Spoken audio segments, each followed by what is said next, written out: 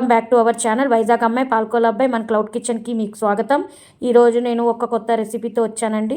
నేను ఒక డిఫరెంట్ స్టైల్లో మీకు చికెన్ బిర్యానీ కుక్కర్ స్టైల్లో చెప్తాను. కుక్కర్ వేడయ్యాకండి ఆయిల్ వేసేసి అందులో హోల్ గరం మసాలా వేయండి. బిర్యానీ ఆకు, దాల్చిని చెక్క, మిరియాలు, లవంగాలు, సహచీర, జాపత్రి, స్టార్ అనైస్ ఇవన్నీ వేసాక వెంటనే ఆనియన్స్ వేసేయండి. ఆనియన్స్ బాగా వేగాక అల్లం పేస్ట్ ఒక స్పూన్ వేయండి. తర్వాత పచ్చిమిర్చి ఇవి వేగాక టమాటా మొత్తం ఈ ప్రాసెస్ అయ్యాక అప్పుడు చికెన్ యాడ్ చేయండి. చికెన్లో మీరు ఉప్పు, పసుపు, కారం సరిపడా వేసుకుంటారు. ఇంకా ఇది బాగా మగ్గబెట్టాలండి. మగ్గబెడితే అప్పుడు ఇందులో ఫ్లేవర్ కరెక్ట్గా వస్తుంది.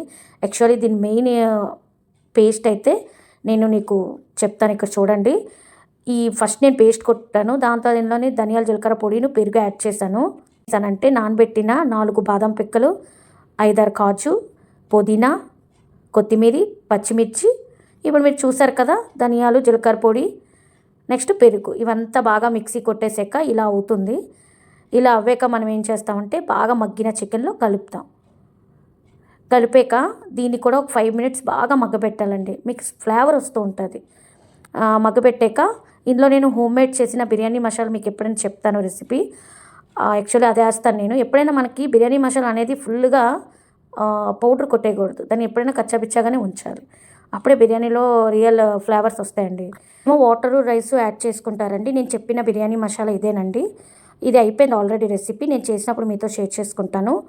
నేను వాటరు, రైసు 2 యాడ్ చేస్తాను. ఇప్పుడు 2 విజిల్స్ వచ్చే వరకు వదిలేయాలి.